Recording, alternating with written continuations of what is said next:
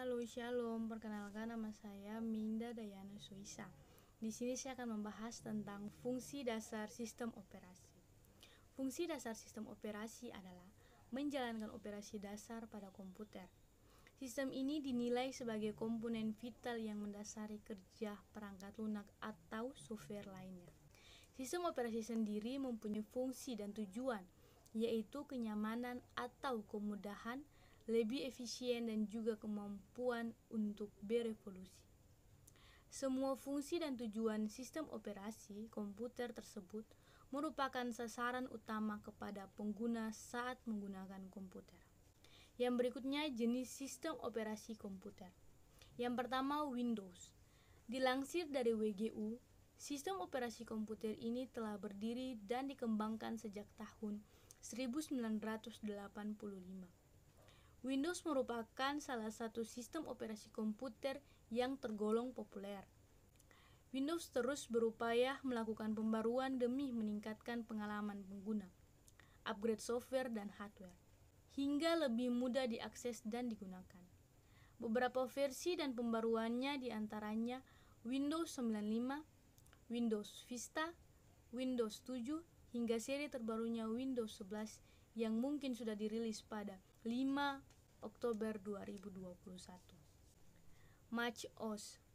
Sistem operasi komputer yang memiliki kepanjangan Macintosh Operation System ini merupakan sistem yang dibuat serta dikembangkan oleh Apple sejak 2001.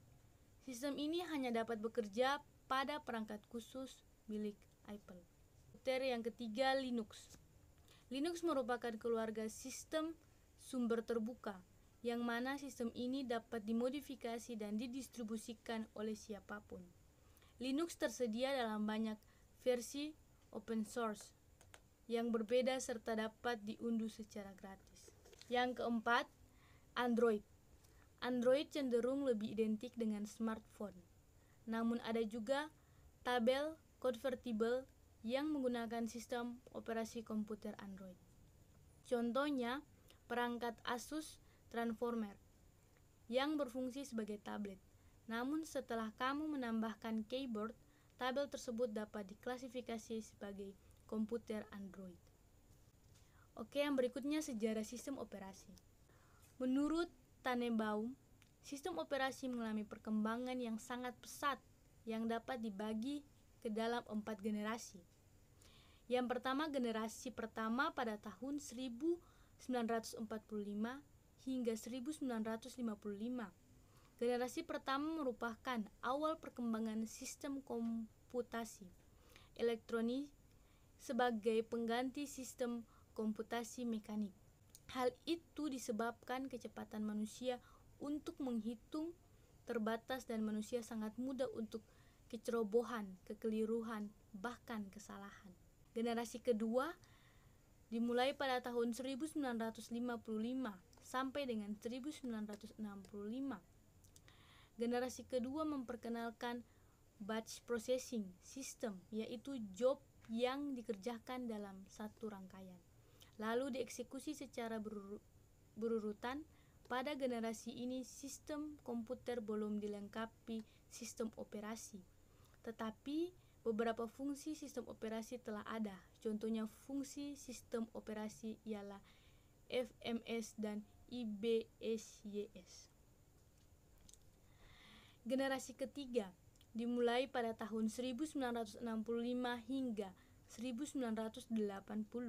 Pada generasi ini, perkembangan sistem operasi dikembangkan untuk melayani banyak pemakai sekaligus, di mana para pemakai interaktif berkomunikasi lewat terminal secara online ke komputer, maka sistem operasi menjadi multi-user.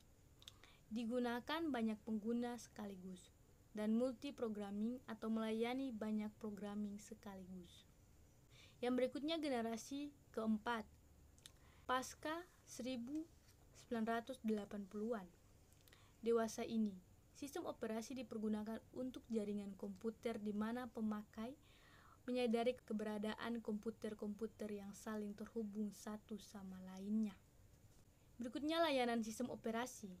Layanan sistem operasi, sebuah sistem operasi yang baik menurut Tannenbaum harus memiliki layanan sebagai berikut: pembuatan program, eksekusi program, pengaksesan I/O device, pengaksesan terkendali terhadap berkas, pengaksesan sistem, deteksi dan pemberian tanggapan pada kesalahan, serta akuting.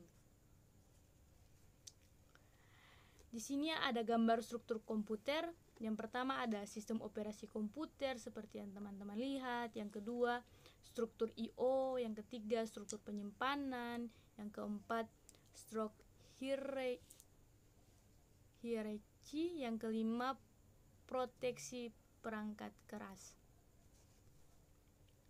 Yang berikutnya sistem operasi komputer dari CPU, Central Processing Unit, serta sejumlah device controller yang dihubungkan melalui bus yang menyediakan akses ke memori. Setiap device controller bertugas mengatur perangkat yang tertentu. Contohnya disk drive, audio device, dan video display. Oke, struktur I/O. Bagian ini akan membahas struktur I/O, interupsi I/O, dan DMA, serta perbedaan dalam penanganan interupsi. Interupsi I/O. Untuk memulai operasi I/O, CPU meload register yang bersesuaian dengan device control. Sebaliknya, device controller memeriksa isi register untuk kemudian menentukan operasi apa yang harus dilakukan. Pada saat operasi I/O dijalankan, ada dua kemungkinan, yaitu synchronous I/O dan asynchronous I/O. Struktur DMA. Discrete Memory Access (DMA) suatu metode penanganan I/O di mana device control langsung berhubungan dengan memori tanpa campur tangan CPU. Setelah men-set buffers, pointers, dan counters untuk perangkat I/O, device controller mentransfer blok data langsung ke penyimpanan tanpa campur tangan CPU. DMA digunakan untuk perangkat I/O dengan kecepatan tinggi. Hanya terdapat satu interupsi setiap blok, berbeda dengan perangkat yang mempunyai kecepatan rendah di mana interupsi terjadi untuk setiap byte atau word. Demikian hasil presentasi saya dan pembahasan saya. Sekian dan terima kasih. Shalom.